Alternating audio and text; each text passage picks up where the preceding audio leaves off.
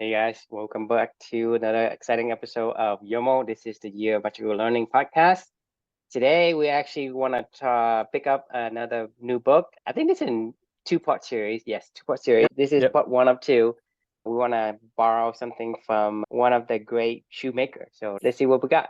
Yeah, it's the book's called Shoe Dog, a memoir by Phil Knight, the creator of Nike, Phil Knight. So obviously you all know what Nike is. It's got swoosh on my hat right here. There you Swoosh. go. This is hands down the best memoir that I've read on this entire journey, I think, by far. Like this guy is just so good at storytelling. I think it's the reason why Nike has become Nike. He is just incredible at storytelling. And the story of his life was really incredible. He did an amazing job of explaining how they went from selling shoes out of the back of his car to having a $30 billion company or whatever the hell it is now. Some massive corporate global monstrosity that was originally just an importer of Japanese shoes that he sold out of the back of his car. And he started with $50 back in the 1960s or something like that. So it was an incredible story, honestly. The story is unreal, and Phil Knight is an unreal storyteller. I mean, there's a section of the book, the last chapter, called Knight, like spelled Night. It was the summary of his life up to where he is right now today. I think he's in his mid 80s now. And that chapter was mesmerizing. You could just read that on a loop for the rest of your life. And it's the best advice you could ever get from anybody. It was a really, really, really good memoir. I was actually a little skeptical on this one because I've heard from a few people like, oh man, you got to read Shoe Dog. And I was like, oh, fuck, not another Yvonne Chouinard. Like, you got to let my people go surfing. And I was like, no, God, like this was not like that. This was like a story. This was like a beautifully told story about camaraderie and struggles and challenges and triumphs and failures, and just an awesome story. So yeah, I would highly recommend this book. That's why we did a two-part reflection on it. Do you have any desire to want to check this one out after my description? Yeah, of course. I mean, it's gonna be in my entire library. Yeah, So I mean, love it. there's so many books. It's on there. It's which is very exciting in a way. Yeah, When we yeah, have of so many course. books, hey, this book, I think it was something here that interests you, right? And this book over here has some different things and whatever. So basically, it's like, hey, I'm gonna take out some of these books as I finish something, and I need to, get a fresh source of fresh eyes of some perspective. It's just Yeah, take another book out and start, absorbing it. love it. No, excited to talk to you about this one because it was so good. Actually, this reflection is kind of about you a little bit in some ways. So the reflection title is see that bamboo tree in 1 year, it'll be 1 foot taller. What this means to me is, you know, Phil Knight had, by the way, one of the funniest things ever, his management team, when they were like growing from a tiny little company to, they started to become like a legitimate kind of smaller company, maybe a couple hundred Mm-hmm. employees. They would have this, they called them, they're like executive leadership team. They called themselves the butt faces. So they would have like the annual butt face meeting or whatever, where all the executives would get together and they would like, this company was like fun. It sounded fun. It sounded like, working at Atari or something like that back in the day, or like, Steve Jobs and Steve Wozniak or whatever working out of a garage or something like that. It was just a really fun group of people. And one of those people that, so as the story goes, I was telling you, Phil Knight started this whole entire thing with this company. He sold Tiger shoes, which, have you ever heard Tiger shoes before? No. They were a Japanese. Did you ever seen the Air Cortezes, the Nike Air Cortezes? You know what I'm talking about? Mm-mm. I used to rock these shoes all the time. I have a couple pairs, so I love these shoes. They were the original running shoes. They made like the waffle sole. You ever seen these before? No. I don't. And so, No. yeah. This was like the running shoe that made them famous. Okay. And these were Tiger shoes was where they started importing shoes from Japan. Right. So that was when Phil Knight went over to Japan and he convinced them that he was like, this is back before they had internet and stuff like that. He went over there and said, I'm Blue Ribbon Shoes. I want to be your number one importer of Japanese shoes in the United States. And they were like, oh, this guy seems legit. And they gave him like the exclusive contract rights to the United States or whatever to sell Blue Ribbon shoes, to sell Tiger shoes. So that was how he started this whole entire thing. And then he would import a bunch over from Japan, and then he would sell them out of his trunk. And then he ended up meeting some people on the way. Phil, just so you know, was like big into track and field, like already. He ran at University of Oregon, and his coach, Bill Bowerman, was a legendary coach. Oregon track and field is like the pinnacle of track and field and athletics. And the guy that made it that was this guy named Bill Bowerman, who was his coach. So Bill Bowerman and Phil teamed up together because Bill Bowerman used to tinker with shoes and build his own shoes and stuff like that. And he ended up taking a waffle iron, and that was how he made the first original sole that looked like a waffle iron sole that they put on in their own shoe and patented it that way. And then it became like this big improvement in technology, and people started wearing Nikes, and then Nike became more and more innovative, and Bowerman was always the guy that was helping to innovate and design the shoes and stuff like that. Anyway, as Phil Knight gets deeper and deeper from Blue Ribbon shoes and their relationship with Tiger shoes, Tiger Shoes gets greedy eventually along the way. And they were like, you know what? We're going to split the country in half. We're going to give half to some East Coast distributor and half to you, Phil. And then slowly but surely, they like pitted these two guys against them. And then Phil got pissed. And he was like, I'm not going to do this anymore. He's like, either,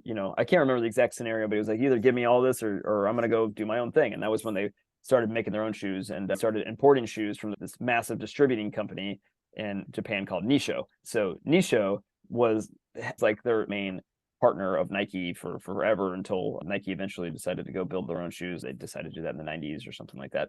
But for like decades, this Japanese trading company called Nisho was his number one business partner. One day he was at his business partner's CEO's house, and he was talking about all the struggles that Blue Ribbon was going through, and now Nike, it was called Nike now, and the guy listened to him, and he's just listening to Phil talk about all the struggles and challenges and everything that they're going through, and he like pointed over to this bamboo tree, and he goes, you see that bamboo tree over there? He goes, in 1 year it'll be 1 foot taller.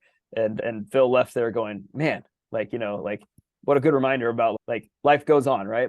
Things grow, the world grows, the earth grows, everything grows. And it got that whole line just stuck in my head, and I was like, man, that's so good, because then I started thinking about you, because as you know, I've struggled, like I've told you my story before, like I've always wanted to do something great in this world, and like a lot, not much different than a lot of other people.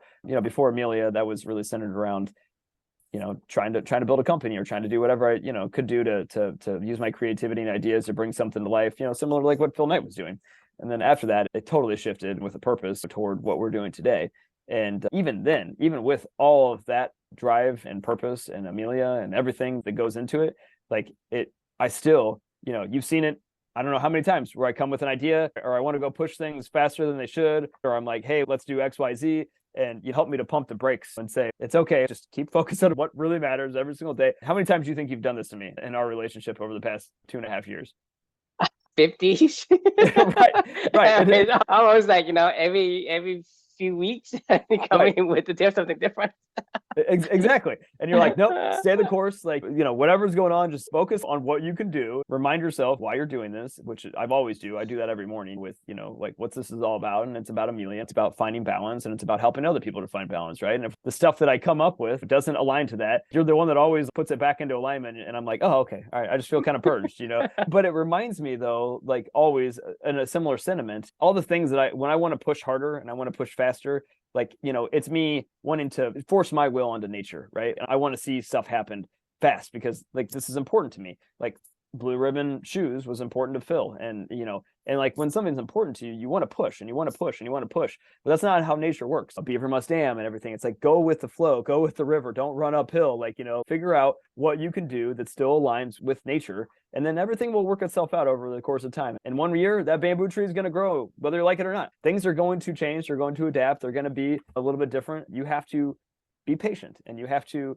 keep focused on what you care about, and and slowly but surely over time, like things will fall into line if you're doing the right stuff and you're on the right path towards your purpose every single day. That was kind of what this one made me think about. I'd love to get your thoughts. I think the first thing that comes to my mind is when you say a bamboo tree, 1 year will be a foot taller. I say, what kind of bamboo tree are you looking at? Does it not grow that fast, or do they grow faster? So it depends on the tree. Okay, if you're talking about a tree that has about like this wide of a body, right? It's about like 70 to 80 foot tall. A year? Right? It grows that a year?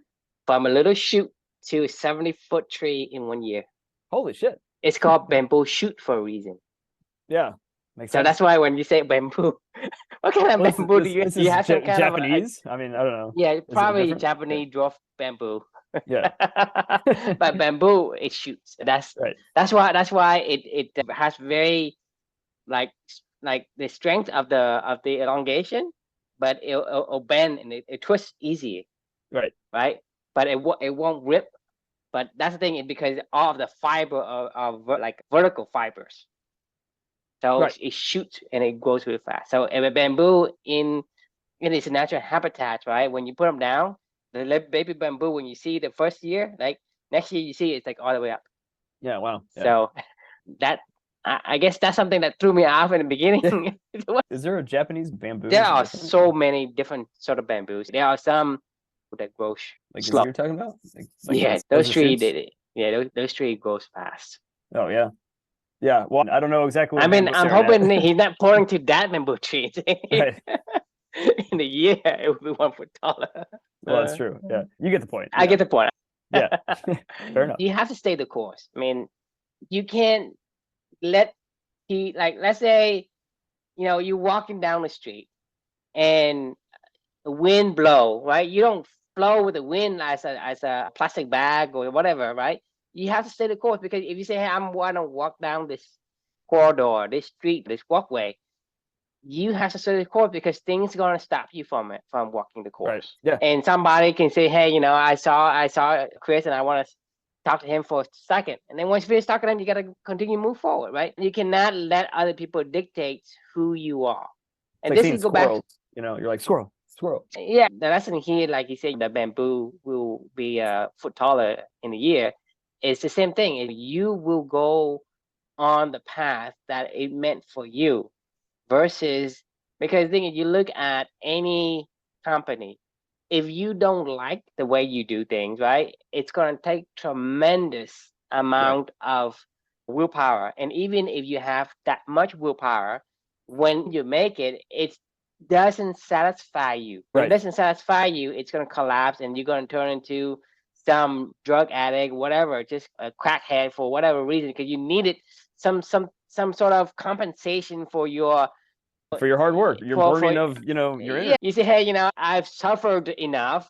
Now that I deserve some indulgence. So you do all this shitty stuff, regardless, whatever it is. Like, you look at people like Michael, he has a lot of willpower. He wins, but then after that, it's like, my life's miserable. I don't like it, right? Or somebody who is becoming the CEO of some company, but that's not what they do, and they force themselves to do that. After they become the CEO of a company, they can't wait to sell and get the fuck out, just because I'm running away from. And so that's the thing, is the most precious resources in life, right? You know what that is? You know what I think it is? Time. Exactly. Yeah. You're wasting your precious resource, the most precious resources in your life, by doing things that you hate. So you have to make sure that even if the distraction that comes and confronts you, you got to move through it and say, well, this is who I am, and I have to walk in my own path, the path that I want to, the path that I know that I'll be satisfied on this path, versus, oh yeah, there's a squirrel, I look over it and I chase a squirrel, and eventually, you don't know where you are, you don't know who you are, and you get lost and you get depressed. And then when you basically, at a certain point, you're going to realize, I'm not where I'm supposed to be. And I'm completely, in a phase of I'm frantically trying to find myself, trying to get back to where I'm always late. You went the wrong way. You were on the wrong bus, right? When you're on the wrong bus, right, regardless how fast you go, right, you're farther away from where you want to be. And so that creates that realizations of, yeah, I screwed up. I'm completely. You're so far away and you can't fix it, and you're like, shit, I can't. How do I turn around? There was one book that we've read that was an illustration of this example of totally blowing your life up, like just blowing your life up on purpose, like where you're just like, I'm just gonna blow it up. I'm gonna start over. The only book that I can remember somebody doing that in ever was Thirst, the book about the water guy, the one that was like a nightclub promoter and running that life. And then he was like, you know what? That's it. I'm gonna do he said to himself, what would the exact opposite of me do? And that was what he did. He joined the Mercy ship cruise and went away from all of his friends and family, and like just was like, this is what I'm going to do. And eventually that led him to his purpose and direction. But like, you have to be willing to blow up your whole life. And that takes a lot of I don't know. Do you know anybody in your life that you've ever seen just actively blow up their life and say like, nope, just going to start this over. I'm going in the wrong direction. Have you ever seen that before? Not on top of my head, but I'm sure I have, because, there's a lot of people, especially in times of chaos, especially in the war. You see a lot of people, like different profession, they're doctors or lawyers, whatever, and they do completely different things when they come here, or they do, it's just different because they had to. With the guy with the thirst guy, right? He had to, because he was running away from the gang. I mean, yes and no. He didn't have to. He chose to do that. Like he was But I guess you're right. Actually, no, that's fair. This is when he sees the things that he Right. normally would not have seen. He wouldn't have the opportunity to see the problem of not having water in different places. If you think about it, if he stays as a nightclub promoter, where are these nightclubs? They're in the central cities. He's Yeah, it's not in New going York. in the Yeah. middle of nowhere. Right. Why would he go to the middle of nowhere for no reason? Because there always got to be a reason why he went there, right? Then when he went there, his perspective changed, and he said, "Well, the thing is, the life that I led, I've seen your friend Jordan, Yeah. Yeah. Jordan, right? His life is changed different because of what he has seen." Yeah, but those are forced atomic bomb events. I was trying to think of somebody that like forced their own atomic bomb event, just completely unprovoked. It could be mini atomic bomb, because the thing is, you think about, like, let's say for me, I don't think I have a harsh life either, but I've seen things. You do certain things, and at a certain time you realize that whatever you did wasn't what you wanted, and it wasn't adding to the bottom line. Just like you say, I'm on the wrong bus. Doesn't matter how fast I go, I'm farther away from where I'm supposed to be. And so you have to make the switch to change it. And once you do that, you can change.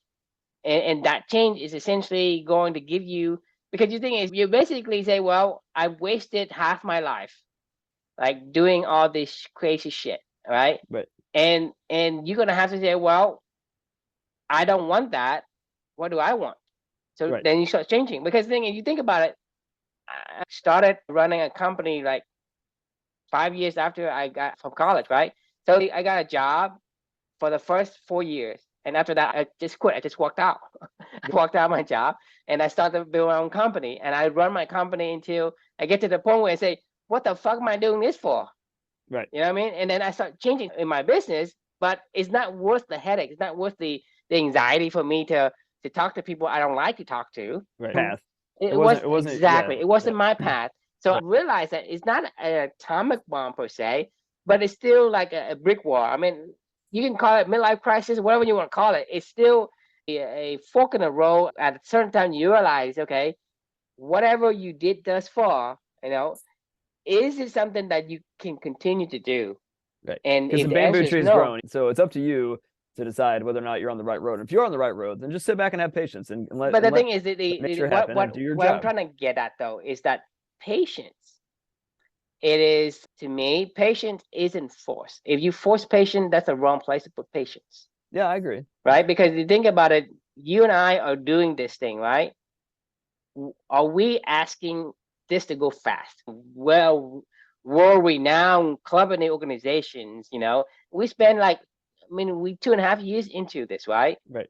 And I have no anxiety of whether I want to go faster or not, because I have this patience to me. Yeah. The patience I here isn't forced. No. The patience you and I have for this growth, right, of our company isn't forced. I'm happy with the progress I've made for myself personally, right, and for both of us together. And so whether or not, because just like you're looking at Phil Knight, he wants his company to grow overnight. And reality is no company can grow overnight, because if they do, there's something wrong with it. It's going to collapse. Right. Not enough foundations to hold it when it gets heavy.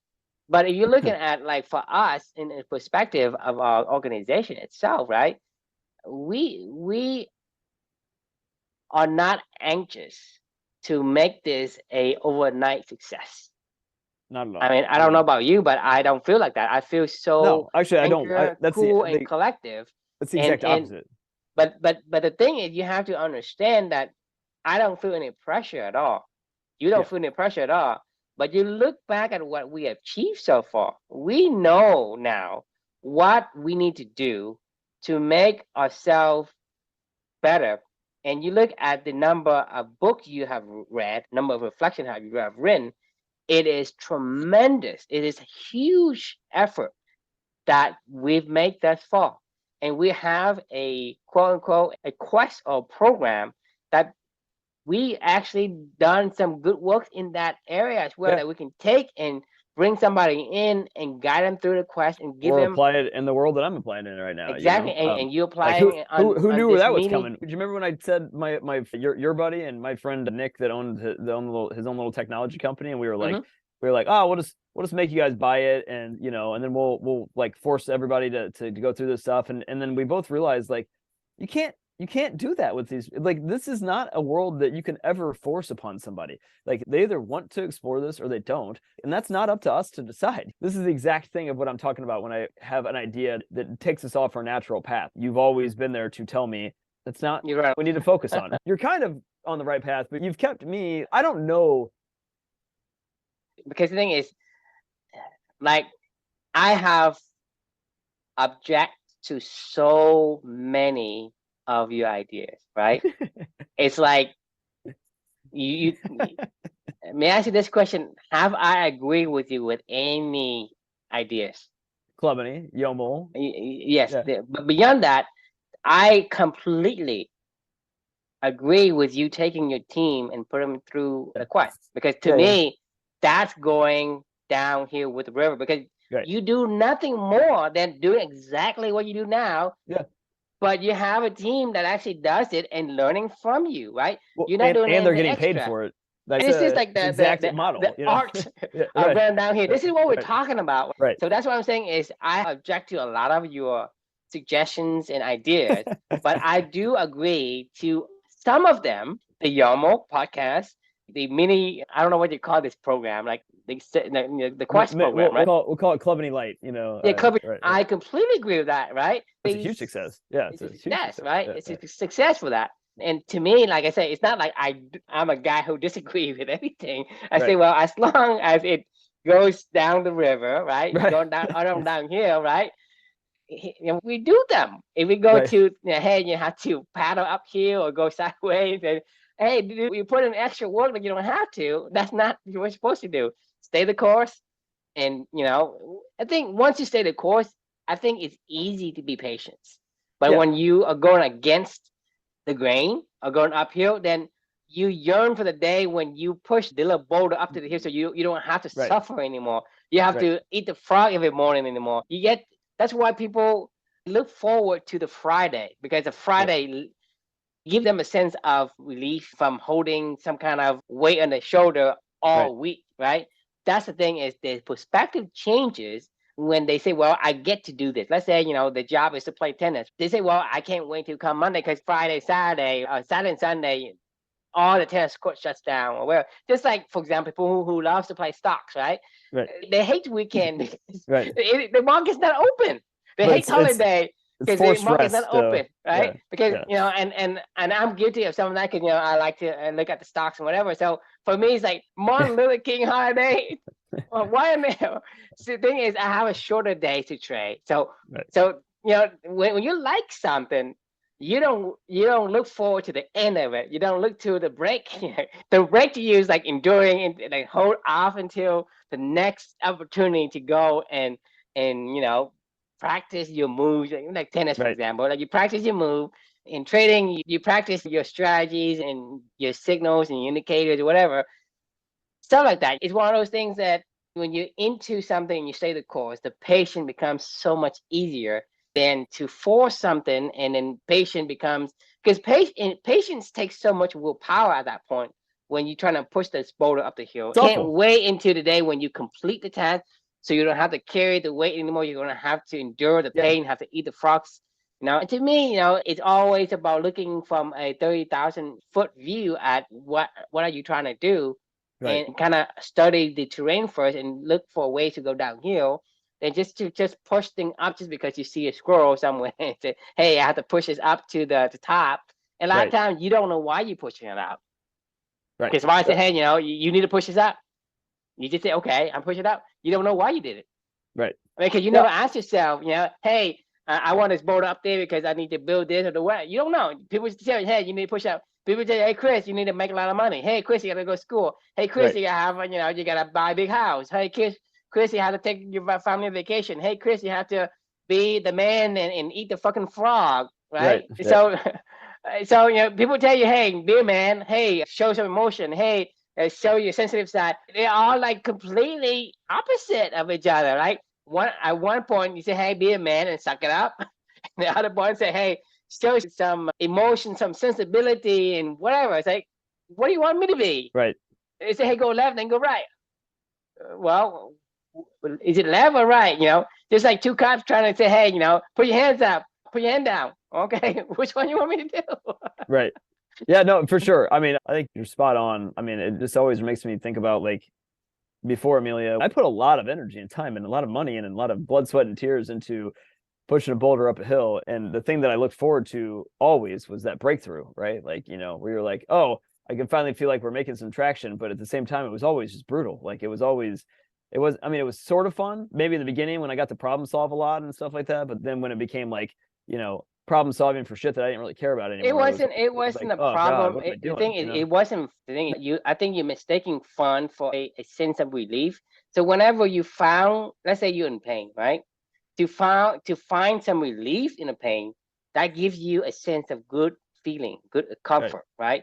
That's what I'm saying. When you found so there's multitude problems, and you found some solution to one of these problems, it gives you a sense of relief. So you think that feeling, the positive feeling, as fun, but it wasn't fun, right? Because it's still this whole boulder that you're still trying to hold on your shoulder, and you I was carry working here, multiple and you jobs, can't wait to put them down. it was You're exhausted, right? You work during the day, you work at your day job, and then at night you got to do all this shit. I was doing them at the same time. I was literally sneaking away in the middle of the day to go do the stuff, and then doing it at night as well. So like I was literally working two full time. My point is, it's still pressure that you don't want, right? Yeah. But when you do things for yourself, because the thing is, for me, I guarantee you, like you and I think we're on the same page on this one.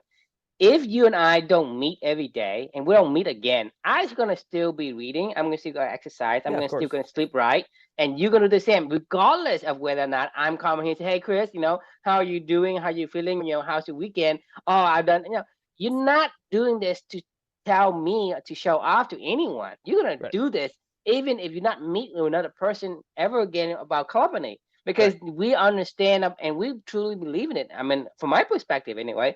I truly believe in this, and I do it regardless of what might happen in the future, because I know the importance of sleep. I know the importance of exercise. I know the importance of learning, right? Whether from reading or from Audible, from YouTube, whatever you want to learn. You and I have got to the point where this becomes a daily routine. It becomes a belief. It becomes a path for us. It's a path already, and 100%. nothing is going to change and stop me from moving on my path. Because let's say I move to another country, I'm still gonna exercise. I'm still gonna learn. I'm still gonna, do things I'm doing today, right? I'm gonna sleep. I'm gonna say, well, I'm gonna stay up late and do things.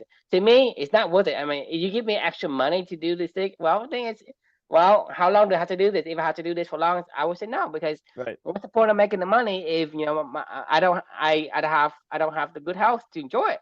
You say that, by the way, because like that's part of the clubbing mission is we don't want to give people money with some string attached to say like you got to do XYZ and produce XYZ and live this amount of your life as living your values or whatever. It's literally just create and be yourself, and wherever comes what grow one foot further taller every single year, kind of thing. And eventually you're gonna have a really tall fucking tree, and we'll have a whole little forest of bamboo trees everywhere is the idea, right? Like and it's literally playing the long game. Like I don't think Jesus Christ, not comparing us to people that started the church, but I don't think anybody that started the Catholic Church was like, someday, like if we just push fast enough, we can get to 500,000 people around the world. One person, and you add another person, and it was the message, then another person, then same message, another person, and then all of a sudden people were like, I kind of want to go, I'm going to be moving to Africa this year. Oh, well, you want to go spread the message while you're there? Like, yeah, I'll do that. That's fine. It wasn't like you needed to have an investor or whatever to go push the message, like get out there. Here's your quotas. Just do what you feel natural and what you believe in, and others will find you and you'll find others. That's how it works, right? Anyway, sorry. There's the reality of the world, and there's reality that you think it is the reality, right? Because I'm talking about like people only look at the news, the story, or the highlights, right? You only see the tip of the iceberg, but not the huge, humongous part beneath it. Right. To me, the reality is the whole iceberg, the tip plus the underneath it, right? Of course. Yeah. That's reality. That's the world reality. But the reality to us, in our mind, is just we only see the tip. Whatever we don't see doesn't exist. And that's always the case. But you look at everything, like when people say, hey, some underdog is beating, David versus Goliath, for example. Let's take that for example. Hey, little David beat up this professional soldier, and not only a regular one, but one of the best soldier of the best army, right? And Goliath was completely, taken by this little scrawny shepherd, right? To Right. me, there are millions of David have been like slaughtered for one David to become victorious. And that David is what we see, not the David that's emerged underneath. The Oh, for sure. reality, Yeah. the reality is that like you see all these long shot stories, right? Long short, because for example, like we talking about this, I think we talked about this before, like trick shots, right? We see the trick shots in YouTube, in Facebook, or in TikTok or whatever, right? Where if somebody throws something ridiculously like, very, very like impressive, they have tried that like hundreds of times, but only kept and show and uploaded the video that is successful. All the Right. failure was completely deleted or thrown away. That's reality.